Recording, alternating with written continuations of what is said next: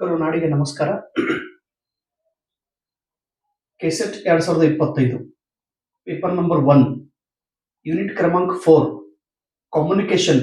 ಇದರಲ್ಲಿ ಬರುವಂತ 100 ಇಂಪಾರ್ಟೆಂಟ್ ಕಾನ್ಸೆಪ್ಟ್ಗಳ ಬಗ್ಗೆ ನಾವು ಚರ್ಚೆ ಮಾಡುತ್ತಿದ್ದೇವೆ. ಆಲ್ರೆಡಿ 17 ಕಾನ್ಸೆಪ್ಟ್ ಮುಗಿದಿದೆ. ಈ 18ನೇ ಕಾನ್ಸೆಪ್ಟ್ ಕಮ್ಯುನಿಕೇಶನ್ ಮಾಡುವಾಗ ಸಂವಹನ ಪ್ರಕ್ರಿಯೆಯಲ್ಲಿ ರೆಕ್ಟಿಟ್ಯೂಡ್ ಅನ್ನೋ ಒಂದು ಪದ ಬರುತ್ತದೆ.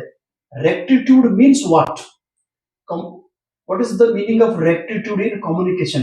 ಸಂವಹನದಲ್ಲಿ rectitude ಪದದ ಅರ್ಥ ಏನು?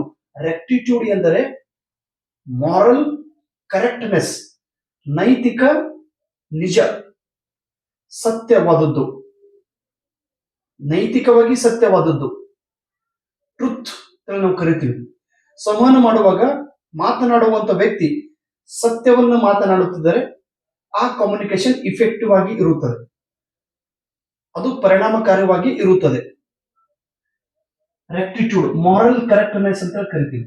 ಇನ್ನು voice modulation is adjusting the pitch or tone of your voice to help your listener to clearly hear and understand your speech. ನಿಮ್ಮ ಮಾತನ್ನ, ನಿಮ್ಮ ಭಾಷಣವನ್ನ ಕೇಳುವ ವ್ಯಕ್ತಿಗೆ ವ್ಯವಸ್ಥಿತವಾಗಿ ಅರ್ಥವಾಗಬೇಕಾದ್ರೆ, ವ್ಯವಸ್ಥಿತವಾಗಿ ಅವನಿಗೆ ನಮ್ಮ ಮಾತಿನ ಅರ್ಥ ಮುಟ್ಟಬೇಕಾದರೆ, ತಲುಪಬೇಕಾದರೆ ಮಾತನಾಡುವಂತ ವ್ಯಕ್ತಿ ವಾಯ್ಸ್ ಮಾಡ್ಯುಲೇಷನ್ ಮಾಡಬೇಕಾಗುತ್ತದೆ. Voice modulation is an adjusting the pitch are the tone of your voice.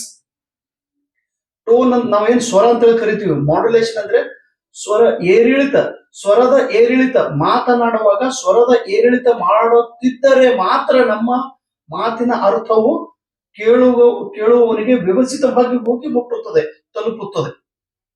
Voice modulation ಒಂದೇ ರಾಗದೊಳಗೆ ಮಾತಾಡಬಾರ್ದು, ವಿಷಯಕ್ಕೆ ತಕ್ಕಂತೆ ಏರಿಳಿತ ಮಾಡಬೇಕು. ಒಮ್ಮೆ ಜೋರಾಗಿ ಆವಾಜ್ ಒಳಗೆ, ಒಮ್ಮೆ ಮತ್ತೆ ಕಡಿಮೆ. ಸಮಯ, ಸಂದರ್ಭ ಯಾವುದು, ಯಾವ ವಿಷಯವನ್ನು ನಾವು ಮಾತನಾಡುತ್ತಿದ್ದೇವೆ ಅದನ್ನ ಆ ರೀತಿ, ಆ ಸಿಚುವೇಶನ್ ಪ್ರಮಾಣ ನಾವು ಮಾತನಾಡಬೇಕಾಗುತ್ತದೆ. ದುಃಖದ ಸಮಯ ಐತಿ, ಎಲ್ಲಾ ಕಡೆ ದುಃಖದ ವಾತಾವರಣ, ಅವಾಗ ನಾವು ಜೋರಾಗಿ ನಕ್ಕೊಂತ ಮಾತಾಡಬಾರದು. ಯಾಕೆ ಹೀಗಾಯ್ತು? ಇದಕ್ಕೆ ಕಾರಣ ಏನಿರಬಹುದಾಗಿತ್ತು? ಯಾಕೆ ಟೈಟಾನಿಕ್ ಹಡಗು ಹೀಗೆ ಮುಳುಗೋಯ್ತು? 14 ಏಪ್ರಿಲ್ 1912ರಲ್ಲಿ ಟೈಟಾನಿಕ್ ಮುಳುಗೋಯ್ತು. 2,000 ಜನರು ತಮ್ಮ ಪ್ರಾಣವನ್ನು ಕಳೆದುಕೊಂಡರು. ದುಃಖದಿಂದ ಮಾತಾಡುವ ಮುಂಚೆ, ದುಃಖದ ಸಂದರ್ಭದೊಳಗೆ ಭಾಷೆಯ ಬಗ್ಗೆ ಅಭಿಮಾನ ಇದ್ದಾಗ ಅದು ಟೋನ್ ಬೇರೆ. ನಾನು ಮಹಾರಾಷ್ಟ್ರದ ಕನ್ನಡಿಗ, ನಾನು ಮಹಾ ಕನ್ನಡಿಗ, ಕನ್ನಡ ಭಾಷೆ, ಕನ್ನಡ ಕನ್ನಡ ಕನ್ನಡ ಕನ್ನಡವೇ ನನ್ನ ಉಸಿರು, ಕನ್ನಡವೇ ನನ್ನ ಹೃದಯ, ಕನ್ನಡವೇ ನನ್ನ ರಕ್ತ, ಕನ್ನಡವೇ ನನ್ನ ಭಾಷೆ. ಮೈ ಖುಷಿ, ಕನ್ನಡ ಕನ್ನಡ ಕನ್ನಡ.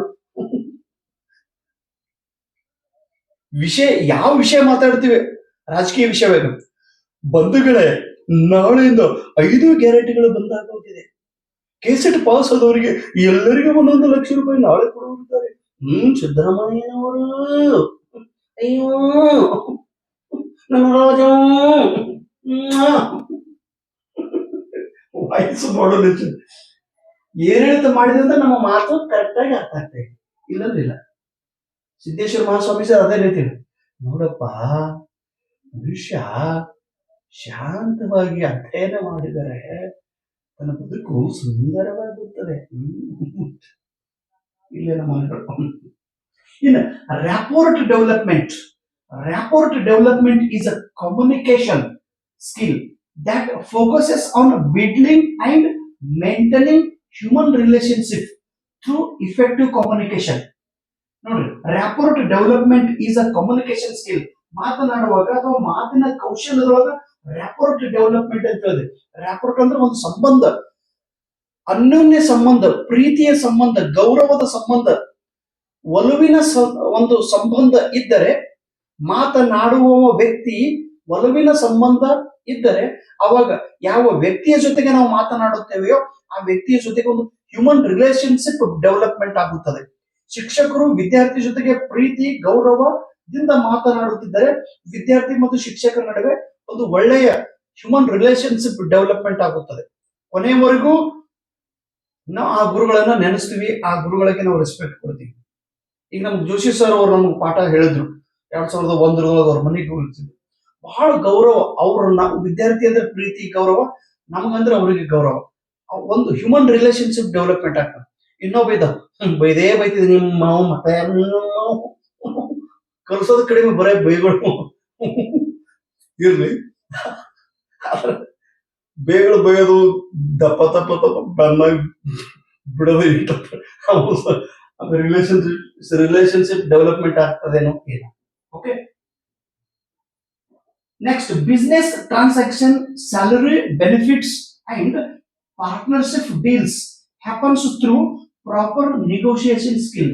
ನೆಗೋಷಿಯೇಷನ್ ಸ್ಕಿಲ್ಸ್ ದಿಂದ ವ್ಯಾಪಾರದ ವೃದ್ಧಿ ಆಗುತ್ತದೆ, ವ್ಯಾಪಾರದ ಡೆವಲಪ್ಮೆಂಟ್ ಆಗುತ್ತದೆ, ಮತ್ತು ಒಂದು ಬಿಸ್ನೆಸ್ ಟ್ರಾನ್ಸಾಕ್ಷನ್ ಆಗುತ್ತದೆ, ಪಾರ್ಟ್ನರ್ಶಿಪ್ ಡೆವಲಪ್ಮೆಂಟ್ ಆಗುತ್ತದೆ. ನೆಗೋಷಿಯೇಷನ್ ಸ್ಕಿಲ್ ಇರಲೇಬೇಕು. ನೆಗೋಷಿಯೇಷನ್ ಅಂದ್ರೇನು? ನಾವು ಒಂದು ವಸ್ತುವಿನ ಬೆಲೆ ಹೆಚ್ಚು ಕಡಿಮೆ ಮಾಡುವಂತ ಒಂದು ಕೌಶಲ್ಯ. ಈಗ ನನ್ನ ಬುಕ್ ಬೇಡದಿರಿ ಪಾಪ, ನಾವು ನೀವು ಬುಕ್ ಕೊಡ್ತೀವಿ. ಓಕೆ, ಬುಕ್ ಕೊಡು, ಇಲ್ಲ ಸರ್ 400 ಜಾಸ್ತಿ ಆಗ್ತದೆ ಸರ್, 300 ಕೊಡು ಸರ್, 250 ಕೊಡಿ ಸರ್, 200 ಕೊಡು ಸರ್, 100 ರೂಪಾಯಿ ಕೊಡು ಸರ್, ಪೊಕಟ ತಗೊಂಡು ಇಲ್ಲ ಸರ್, ನೋವು ಸ್ವಲ್ಪ ಕಡಿಮೆ ಮಾಡಿ ಸರ್, ನೋವು ಸ್ವಲ್ಪ ಕಡಿಮೆ ಮಾಡ್ರಿ. ನಾವು ಬೆಲೆಯನ್ನ ಕಡಿಮೆ ಹೆಚ್ಚು ಮಾಡೋದು ಕಡಿಮೆ ಮಾಡೋದು, ಹೆಚ್ಚು ಮಾಡೋದು ಕಡಿಮೆ ಮಾಡೋದು. ನೆಗೋಷಿಯೇಷನ್ ಸ್ಕಿಲ್ ಇರಲೇಬೇಕು ಅಂತ ಹೇಳ್ತಾರೆ. ಈ ಹೋಟೆಲ್ ಒಳಗೆ ಹೋಗಿರ್ತಾಳೆ, ಹಸಿವಾಗ್ಯದ ನಿಮಗೆ, ಶಾರ ಒಂದು ಪುರಿ ಕೊಡ್ರಿ ನಮ್ಗ. ಕುರಿ ಅಲ್ಲೋಣ, ಪುರಿ ಇಲ್ಲಿ ನಮ್ಮ ಅಕ್ಕಲ್ಕೋಟ್, ಸೊಲ್ಲಾಪುರದೊಳಗೆ, ಬಿಜಾಪುರದೊಳಗೆ, ಕಲಬುರಗಿದೊಳಗೆ ಪುರಿ ಬಹಳ ಫೇಮಸ್ ರೀ. ಪುರಿ ಕೊಡ್ರಿ, ಒಂದ್ ಪುರಿ ಕೊಡ್ರಿ ಬಾ. ಒಂದ್ ಪುರಿ ಅಂದ್ರೆ ಒಂದೇ ಪುರಿ ತಂದು ಒಂದಲ್ಲೋಣ. ಹ್ಯಾಂಗ್ ಪ್ಲೇಟ್? 50 ರೂಪಾಯಿ ಪ್ಲೇಟ್. ನಂಬಲ್ಲ 50 ರೂಪಾಯಿ ಅಲ್ರಿ, 10 ರೂಪಾಯಿ ಅದ ರೀ. 10 ರೂಪಾಯಿ ಎಷ್ಟು ಬರ್ತದೆ ಅಷ್ಟೇ ಒಂದು ಪುರಿ ಕೊಡ್ರಿ. ಹೋಗಲೇ ಇದಿಲ್ರಿ ನೋಡ್ರಿ, ನಮ್ಮ ಅಶ್ವಾಗ್ಯದ್ರಿ ಅಪ್ಪ. 20 ರೂಪಾಯಿ ನೋಡ್ರಿ, 10 ರೂಪಾಯಿ ಇದ್ರಿ, 20 ರೂಪಾಯಿ ಕೊಡ್ರಿ, ಒಂದೇ ಬಜಿ ಕೊಡ್ರಿ. ಬಜಿ ತಿನ್ನಕ 5 ಬಜಿ ಇರ್ತಾವ್ರಿ, 2 ಬಜಿ ಕೊಡ್ರಿ, 5 ರೂಪಾಯಿ ತಗೋರಿ. ಚಾ 10 ರೂಪಾಯಿ, 5 ರೂಪಾಯಿ ಕಪ್ಪ ಅಣ್ಣ, 1 ರೂಪಾಯಿ ಅಣ್ಣ, ಇಟ್ಟೆ ಅರ್ಧ ಕಪ್ ಚಾ ಕೊಡೋಣ. ನೆಗೋಷಿಯೇಷನ್ ಸ್ಕಿಲ್ ಇರಲೇಬೇಕು ಅಂತ ನಾವು ಅಂದಾಗ ಬಿಸ್ನೆಸ್ ಟ್ರಾನ್ಸಾಕ್ಷನ್ ಉಂಟಾಗುತ್ತದೆ. Being ಕರ್ಟಿಯಸ್ in communication helps in people being acknowledge and appreciated. Communication ನಡೆಯುವಾಗ ಕಮ್ಯುನಿಕೇಶನ್ ಮಾಡುವಂತ ವ್ಯಕ್ತಿ ಕರ್ಟಿಯಸ್ ಗುಣ ಇರಬೇಕು, ಸೌಜನ್ಯದ ಗುಣ ಅವನ ಹತ್ರ ಇರಬೇಕು. ಸೌಜನ್ಯ ಅಂದ್ರೆ ನಮ್ರತೆಯಿಂದ ಅವನು ಮಾತನಾಡುತ್ತಿದ್ದರೆ, ಯಾರ ಜೊತೆಗೆ ನಾವು ಮಾತನಾಡುತ್ತೇವೆ ಆ ವ್ಯಕ್ತಿ ಮೇಲೆ ಪರಿಣಾಮ ಉಂಟಾಗುತ್ತದೆ. ಪಾಸಿಟಿವ್ ಪರಿಣಾಮ ಆಗುವುದರಿಂದ ಆ ಕೇಳುವ ವ್ಯಕ್ತಿ ಹೇಳುವವನಿಗೆ ರೆಸ್ಪೆಕ್ಟ್ ಕೊಡುತ್ತಾನೆ, ಅಪ್ರಿಸಿಯೇಟ್ ಮಾಡುತ್ತಾನೆ. ಜನರು ಅಂತವರನ್ನ ಗುರುತಿಸುತ್ತಾರೆ ಮತ್ತು ಗೌರವಿಸುತ್ತಾರೆ. ಮಾತನಾಡುವಾಗ courteous is very important to establish the trust among team mates. ಒಂದು ತಂಡದಲ್ಲಿ ಎಲ್ಲರ ಜೊತೆಗೆ ನಾವು ಟ್ರಸ್ಟ್, ವಿಶ್ವಾಸವನ್ನು ಉಂಟು ಮಾಡಬೇಕಾದರೆ one needs to be transparent. Transparent ಅಂದ್ರೆ ಪಾರದರ್ಶಕತೆ. ನಾವು ಎಲ್ಲರ ಜೊತೆಗೆ ಪಾರದರ್ಶಕತೆಯಿಂದ ಇದ್ದಾಗ ಮಾತ್ರ ಒಂದು ಟೀಮ್ ಅಲ್ಲಿ, ಒಂದು ತಂಡದಲ್ಲಿ ವಿಶ್ವಾಸ ನಿರ್ಮಾಣವಾಗುತ್ತದೆ.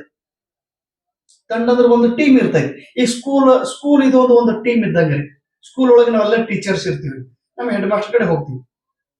ಸರ ನಾಳೆ ಒಂದು ದಿವಸ ರಜಾ ಕೊಡ್ರಿ ಸಾರ್. ಕೊಡಂಗಿಲ್ಲ, ಹೋಗಲೇ ಬಾಳ ಕೊಡಕ್ ಮಾತಾಡ್ಲಕತ್ತಾರ್ರಿ ನಮ್ಮ ಹೆಡ್ ಮಾಸ್ಟರ್. ರಜಾ ಕೊಡಂಗಿಲ್ಲ ಅಂದಾರ ನೋಡ್ರಿ. ಹೊರಗೆ ಬಂದೆ ನಾವು. ಇನ್ನೊಬ್ರು ಟೀಚರ್ ಹೋಗುದು, ಸರ ನಾಳೆ ಒಂದು ರಜಾ ಕೊಡ್ರಿ. ಕೊಡಂಗಿಲ್ಲ, ಹೋಗ್ರೆ. ಹುಚ್ಚುತನಕ್ ಮಾತಾಡ್ರಿ ಅವಂದ. ಅವ್ರು ಮೇಡಮ್ ಹೇಳುದು, ಮೇಡಮ್ ರಜೆ ಬೇಕು. ಮೇಡಮ್ ಹೋದ್ರು, ಸರ ನಾಳೆಗೆ ನಮಗೊಂದು ಹೊಸ ಸೀರೆ ತರೋದ್ರಿ, ಮಾರ್ಕೆಟ್ ಹೊಂಟಿವ್ರಿ, ಒಂದು ರಜೆ ಕೊಡ್ರಿ. ಹೋಗ್ರಿ ಮೇಡಮ್, ಮಾರ್ಕೆಟ್ ಹೊಂತಾರಂತ. ನೋ ರಜಾ ಸ್ಯಾಂಕ್ಷನ್. ಇನ್ನೊಬ್ರು, ಸರ ನಮ್ ಹೊಟ್ಟೆ ಕಲಿಯದವ್ರೆ, ರಜಾ ಕೊಡ್ರಿ. ಏನಾದ್ರು ಸತ್ರ ಶಾಲೆಗೆ ಬರ್ಬೇಕು, ನಾವು ರಜಾ ಕೊಡಂಗಿಲ್ಲ, ಹೋಗ್ರಿ. ನಾವು ಎಲ್ಲರೂ ಹೋದ್ರಿ, ರಜಾ ರಜಾ ರಜಾ, ಯಾರಿಗೂ ರಜಾ ಕೊಡ್ಲಿಲ್ರಿ. ಆಮೇಲೆ ನಾನಂದೆ, ನನಗೆ ರಜಾ ಕೊಟ್ಟಿಲ್ಲ ಅಂತೇಳಿ ನಾನು ಶೆಟ್ಟಿಗೆ ಬಂದಿದ್ದೆ. ನಾನು ಎಲ್ಲಾ ಶೋರ್ಗಳಿಗೆ ರಜಾ ಕೊಟ್ಟಿಲ್ಲ ಅಂದ್ರೆ, our head master is a transparent. ಅವ್ರು ಕರೆಕ್ಟ್ ಅದಾರೆ, ಪಾರದರ್ಶಕ ಅದಾರೆ. ಎಲ್ಲರ ಜೊತೆಗೆ ಒಂದೇ, ನನಗೂ ಕೊಟ್ಟಿಲ್ಲ ಅವ್ರಿಗೂ ಕೊಟ್ಟಿಲ್ಲ. ಓಕೆ, ನನಗ್ ಕೊಡ್ಲಾರ್ದ ಯಾರಿಗೂ ಕೊಡ್ಲಾರ್ದ ಒಬ್ರು ಯಾಕ್ರಿ ಸರ್ ಅವ್ರಿಗೆ ಒಂದು ರಜಾ ಕೊಡ್ತೀರಿ ನೀವು, ನನಗೆ ರಜೆ ಕೊಡಂಗಿಲ್ಲ ಅಂದ್ರೆ ಬಾ ನಾನು ಕೊಟ್ಟಂಗ ನೋಡಿ ಮೇಡಮ್ ಕೊಟ್ಟದ್ ನೋಡಿ ರಜೆ ಆ ಮೇಡಮ್ ಯಾಕೆ ರಜೆ ಕೊಟ್ಟದ ಏನು ಇವ್ರು ಯಾಕಂತೆಲ್ಲ ಏನಾಗ್ಯಾವ ಏನ ಒಬ್ರಿಗೆ ರಜಾ ಕೊಟ್ರು ಒಬ್ರಿಗೆ ರಜಾ ಕೊಡ್ಲಿಲ್ಲ ಅಂದ್ರೆ ದಟ್ ಈಸ್ ನಾಟ್ ಟ್ರಾನ್ಸ್ಪರೆಂಟ್. ಒಂದು ಟೀಮ್ದೊಳಗ ಟ್ರಸ್ಟ್ ಅನ್ನ ನಿರ್ಮಾಣ ಮಾಡಬೇಕಾದ್ರೆ ಆ ಟೀಮ್ ಲೀಡರ್ ಅನ್ನು ಟ್ರಾನ್ಸ್ಪರೆಂಟ್ ಆಗಿರ್ಬೇಕಾಗುತ್ತದೆ. ಓಕೆ, ನೆಕ್ಸ್ಟ್ ಒಂದು ಪದ ಅದ್ರಿ, ವಿಸ್ಟ್ಫುಲ್ ಐಸ್. ವಿಸ್ಟ್ಫುಲ್ ಐಸ್ ಎಂದ್ರೆ ಏನು? ಮಾತನಾಡುವಾಗ ವಿಸ್ಟ್ಫುಲ್ ಐಸ್. ಎಷ್ಟೋ ವಿಷಯಗಳು ನಾವು ಮಾತಾಡುವಾಗ ಕೇಳುವ ಏನ್ ಮಾಡ್ತಾನ್ರಿ, ಯಾರ ಜೊತೆ ನಾವು ಮಾತಾಡ್ತೀವಿ ಆ ವ್ಯಕ್ತಿಗೆ ನಾವು ಕಣ್ಣಿಗೆ ನೋಡೋದಂದ್ರೆ ಆ ಕಣ್ಣಿನೊಳಗ ಅವ್ನ ಭಾವನೆ ಅರ್ಥ ಆಗ್ಬಿಡ್ತಾರೆ. ಅಯ್ಯಪ್ಪ ನಮ್ ಸೋದರ್ ಬಾ ಫಿಟ್ಟಿಂಗ್ ಬಂದವ್ರಿ, ಅವನಕ್ಕೆ ಸೋದರ್ರಿ ಭಯಂಕರ ಮೆಡಮಾಟ ಭಯಂಕರ ಫಿಟ್ಟ ಬಂದ ಕಣ್ಣಿನೊಳಗೆ ಯಾಕ್ರಿ ಪಾಪ ಕಣ್ಣು ಬಹಳ ಮೆತ್ತಗೆ ಯಾಕ್ರಿ ಸರ್? ಯಾಕೆ ನಿನ್ ನಿದ್ದೆ ಮಾಡಿಲ್ಲ ಅನ್ ಸರ್? ಯಾಕೆ ಕಣ್ಣು ಕೆಂಪಗಾಗ ಸರ್? ಯಾಕೆ ಸರ್ ಬಹಳ ಮುಖ ಸಪ್ಪ ಕಣ್ಣು? ವಿಸ್ಟ್ಫುಲ್ ಐಸ್. ವಿಸ್ಟ್ಫುಲ್ ಐಸ್ ಅಂದ್ರೆ ಥಾಟ್ಫುಲ್ ಐಸ್. ಕೆಲವೊಬ್ರು ಮಾತಾಡುವಾಗ ಅವ್ರ ಕಣ್ಣಿಗೆ ನೋಡಿದ ತಕ್ಷಣನೇ ಗಂಭೀರತೆ, ವಿಷಯ ಜ್ಞಾನ, ಏನ್ ಹೇಳೋರದರ, ಏನ್ ಹೇಳಬಹುದು ಅನ್ನೋದು ನಮ್ಗೆ ಅರ್ಥ ಆಗ್ತದೆ. Thoughtful ice. ಅವ್ರ ಕಣ್ಣಿಗೆ ನೋಡಿದ್ರೆ ಸಾಕು, ಸಿದ್ದೇಶ್ವರ ಮಹಾಸ್ವಾಮೀಜಿ ಅವರ ಕಣ್ಣುಗಳು ನೋಡಿದ ತಕ್ಷಣ ಸಾಕು ಏನ್ ವಿಷಯ ಅವರು ಪ್ರಸ್ತಾಪನೆ ಮಾಡೋರದರ ಅನ್ನೋದು ಗೊತ್ತಾಗ್ತದೆ. ಕೆಲವೊಬ್ರು ದಿವ್ಯ ವ್ಯಕ್ತಿ ಮಾತನಾಡುವಾಗ ಅಂತ ವ್ಯಕ್ತಿಗಳ ಕಣ್ಣಿನೊಳಗನೆ ವಿಷಯ ಜ್ಞಾನ ವ್ಯಕ್ತವಾಗುತ್ತದೆ. Thoughtful. Being genuine during communication with others can build a sense of trust and respect. Communication ಮಾಡುವಾಗ ಕಮ್ಯುನಿಕೇಟ್ ಮಾಡುವಂತ ವ್ಯಕ್ತಿ ಜೆನ್ಯೂನ್ ಇರಬೇಕು. ಸತ್ಯತೆಯಿಂದ ಕೂಡಿದ ಮಾತನ್ನು ಅವನು ಸತತವಾಗಿ ಹೇಳುತ್ತಿದ್ದರೆ ಆ ವ್ಯಕ್ತಿ ಬಗ್ಗೆ ಗೌರವ ಹೆಚ್ಚಾಗುತ್ತದೆ ಮತ್ತು ನಂಬಿಕೆ ಹೆಚ್ಚಾಗುತ್ತದೆ. ನಮ್ ಸರ್ ಬಹಳ ಕರೆಕ್ಟ್ ಹೇಳ್ತಾರೆ, ಅವ್ರ ಮೇಲೆ ಬಹಳ ನಂಬಿಕೆ ಐತಿ, ಅವ್ರ ಮೇಲೆ ಬಹಳ ಗೌರವ ಐತಿ. ಸುಳ್ಳು ಹೇಳ್ತಾನ್ರಿ, ಸುಳ್ಳು ಹೇಳ್ತಾನ್ರಿ, ಬಹಳ ಸುಳ್ಳು ಹೇಳ್ತಾನ್ರಿ, ಸುಳ್ಳೆ ಬಹಳ ಬೋಗಸ್ ಹೇಳ್ತಾನ್ರಿ, ಬಹಳ ರೀಲ್ ಬಿಡ್ತಾನ್ರಿ, ಹುಚ್ಚು ನಂಗೆ ಹೇಳ್ತದ್ರಿ. ನಂಬಿಕೆ, ಜುನೈನ್ ಅಂದ್ರೆ ನಂಬಿಕೆ ಇದ್ದರೆ ಆ ಕಮ್ಯುನಿಕೇಶನ್ ಮಾಡುವಂತ ವ್ಯಕ್ತಿ ಮೇಲೆ ಟ್ರಸ್ಟ್ ಹೆಚ್ಚಾಗುತ್ತದೆ, ರೆಸ್ಪೆಕ್ಟ್ ಹೆಚ್ಚಾಗುತ್ತದೆ. Physical barriers are the most obvious barriers in communication that can be easily resolved. Communication ಮಾಡುವಾಗ ಅನೇಕ ಅಡೆತಡೆಗಳು ಉಂಟಾಗುತ್ತವೆ. ಈ ಭೌತಿಕ ಅಡೆತಡೆಗಳು ಉಂಟಾದಾಗ ಅದನ್ನ ನಾವು ಕಡಿಮೆ ಮಾಡಲು ಬರುತ್ತದೆ. ಈಗ ನಾನು ನಿಮ್ ಜೊತೆ ಮಾತಾಡ್ತಿರ್ತೇನೆ, ನೀವು ಕೇಳ್ತಾ ಇದ್ರಿ, ಇವಾಗ ಸಡನ್ಲಿ ಟಿವಿ ಆನ್ ಮಾಡಿ ಟಿವಿ ಕ್ರಿಕೆಟ್ ಮ್ಯಾಚ್ ಜೋರಾಗಿ ಸಪ್ಪಳ ಇಟ್ರಂದ್ರೆ ಆ ಸೌಂಡ್ ನಾನು ಮಾತಾಡುವಾಗ ಡಿಸ್ಟರ್ಬ್ ಮಾಡುತ್ತದೆ, ನನ್ನ ಮಾತು ನಿಮಗೆ ಕ್ಲಿಯರ್ ಆಗಿ ಅರ್ಥ ಆಗುವುದಿಲ್ಲ. This is a physical barrier, ಭೌತಿಕ ಅಡೆತಡೆಗಳು. ಅವಾಗ ನಾನು ಸಡನ್ ಆಗಿ ಟಿವಿಯನ್ನ ಆಫ್ ಮಾಡಿದ್ರೆ ಶಾಂತತೆ ಉಂಟಾಗುತ್ತದೆ, ನನ್ನ ಮಾತು ನಿಮಗೆ ಕ್ಲಿಯರ್ ಆಗಿ ಕೇಳಿಸು. ಭೌತಿಕ ಅಡೆತಡೆಗಳನ್ನ ಕಡಿಮೆ ಮಾಡಲು ಬರುತ್ತದೆ. So thank you so much. ನಮಸ್ಕಾರ. ಅರೆ ಬಾಪ್, ಇದು ಇಲ್ಲೇ ಇಟ್ಟು ನೋಡ್ರಿ, ಇದು ಇಲ್ಲಿ ಇಟ್ಕೊಂಡು ಪಾಠ ಹೇಳಬೇಕು. ಸ್ವಲ್ಪ ಮರು ಜಾಸ್ತಿ ಅದ್ರಿ, ಏನ್ ಮಾಡೋದು ಇರ್ಲಿ. Thank you so much. ನಮಸ್ಕಾರ.